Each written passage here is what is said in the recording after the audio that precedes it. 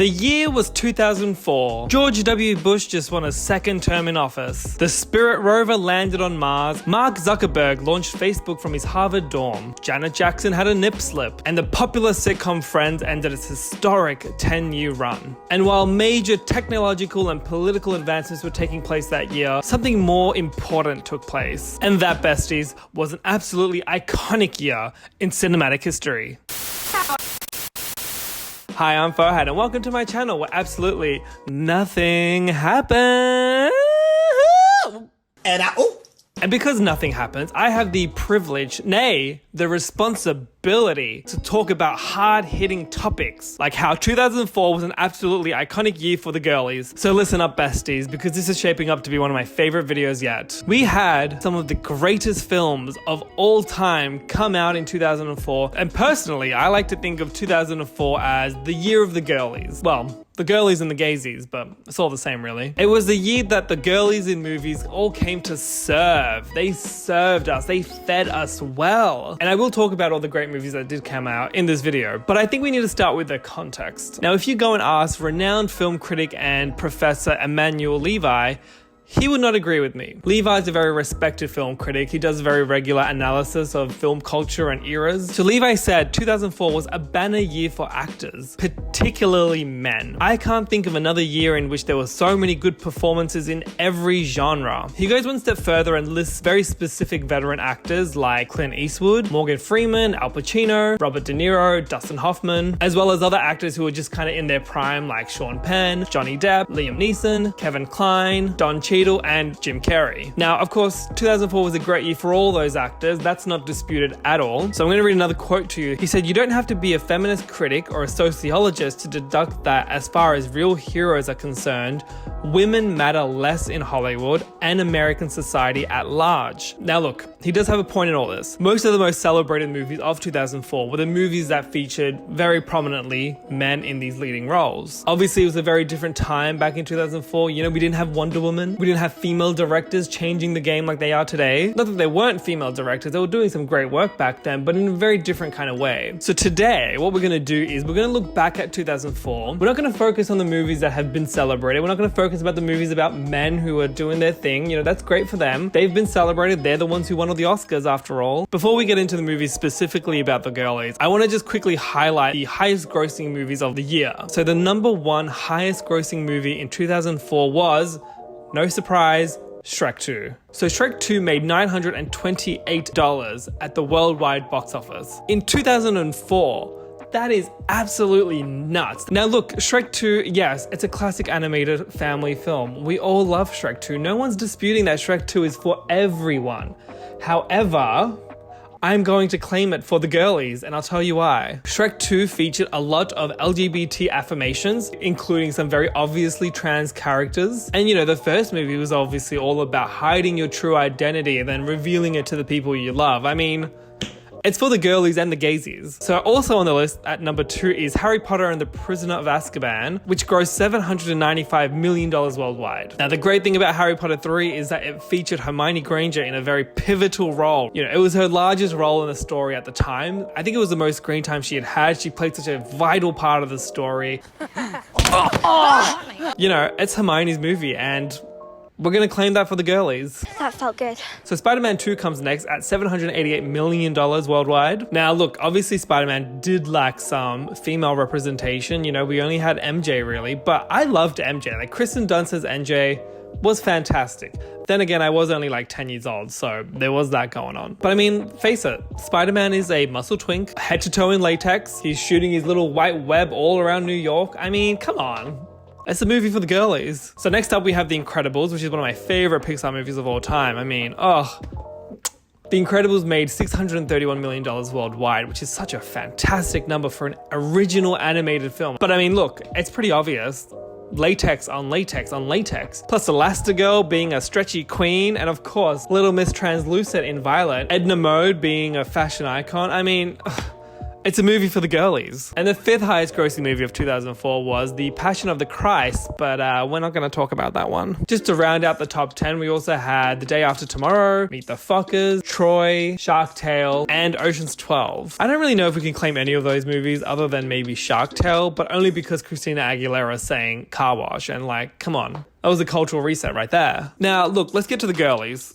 As I mentioned earlier, Emmanuel Levi did say that 2004 was the year of the male performance. But besties, we know the truth. 2004 was a fantastic year for female performances. Girlies were out and about. They were not there to play. All right, let's just get straight into it. What were the movies that defined an era for the girlies? Without a doubt, the one on top of everyone's list is Mean Girls. Where do we start with Mean Girls? This was Lindsay Lohan in her prime. Like, she's never done a better movie than this. She's never been in a better movie than this. She ate this up so well. She came, she conquered, she lived, laughed, loved. It was an iconic moment in the history of cinema. Rachel McAdams as Regina George. She served. Amanda Seyfried as Karen Smith. Tragically iconic. Lacey Chabert as Gretchen Wieners.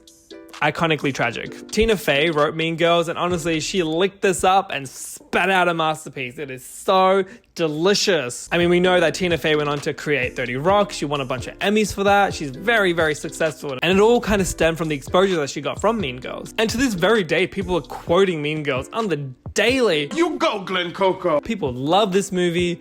It changed the way we speak to one another, which is probably an unintended consequence, but it is what it is. It's a win for the girlies. I mean, Mean Girls is truly the blueprint, nay, the pink print, nay, the pink print Roman Reloaded, the re-up by Nicki Minaj to a teen girl movie. This is what a great female-led comedy can be. This is what a great female-led comedy should be. Are there problems to the movie? Yes. It was made in 2004. Of course there's going to be problems to the movie, but you know what? There's truly nothing else to say other than Mean Girls was a cultural reset. Culture was reset, and it hasn't been the same since, and we are all better for it. So just on Lindsay Lohan, we also had another great movie by Lindsay that year, Confessions of a Teenage Drama Queen. I mean, it was a great movie. You know, it had a great cast. Megan Fox was in there. Carol Kane. I love Carol Kane. It's fun, but you know, it's no Mean Girls. All right, let's move on. Next, I want to talk about A Cinderella Story. Wow. Hilary Duff. Let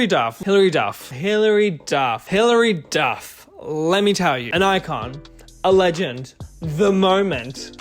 That was the same finger. On top of A Cinderella Story, Hilary Duff was also in Raise Your Voice that year, which was another hit, let's be honest. And she also had a voice role in the movie In Search of Santa, which, if I'm being honest, I've never heard of in my entire life. And this was all right after wrapping up on the Lizzie McGuire show the year before, so, you know, Hilary Duff was booked and busy. But A Cinderella Story, okay, let me go into this. A Cinderella Story has a very special place in my heart because it's the movie that my two besties used to always make me watch. They love this movie, and in turn, I ended up loving the movie too, but I'm not mad, it's a fucking great movie. So anytime we would have a sleepover, they would put this movie on.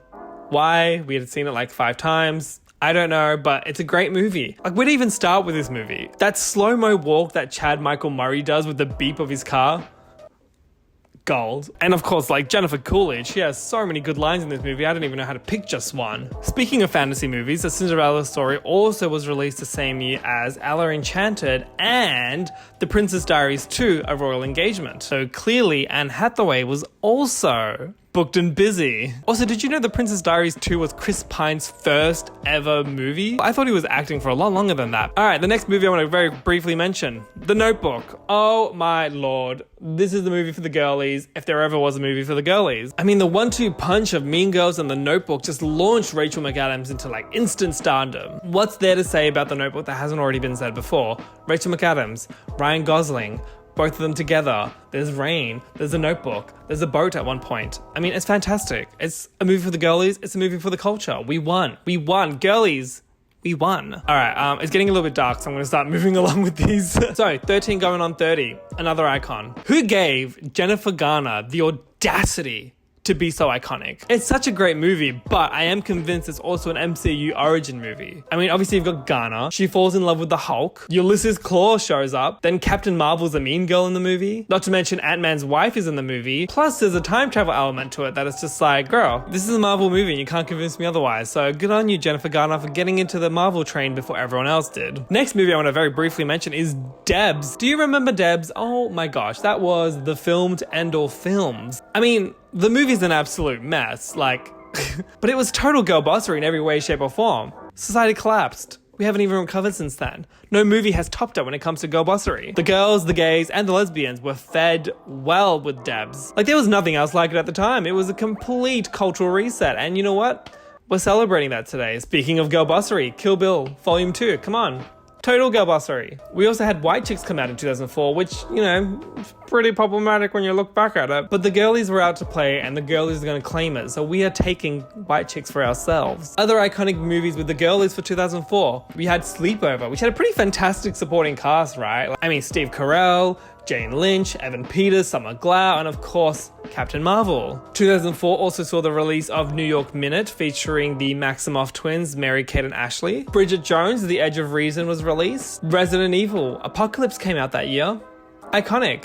Well, is it? Catwoman. Yeah, it was a bad movie, but, you know, she was a woman. And of course, SpongeBob SquarePants the movie. That one's not really for the girlies. That one's just for me, but I'm gonna take that one. Now look, were these the best movies that came out that year? Perhaps not. But were they hella freaking fun? You bet your ass they were. They were great movies. They had so much fun. I mean, here we are almost 20 years later talking about these movies. Now look, there are definitely some great movies that came out that year that I probably forgot to talk about in this video, but you know, maybe I'll do a follow-up sometime and we can look at other years that had really fantastic movies for the girlies. Now, the reason why I wanted to have this conversation was obviously, you know, Emmanuel Levi had mentioned that 2004 was a great year for men. And it's true. I'm not disputing that. I'm not saying he's wrong in any way at all. But, you know, 2004 was a different time and the roles that were being written for women and the girlies and the gaysies and the lesbiansies which is very different to what they are now. I think it's a little unfair to look back at those sorts of movies and be really critical, the same way that I don't think we should be too critical when we look back at shows like Friends and the way that they portrayed, you know,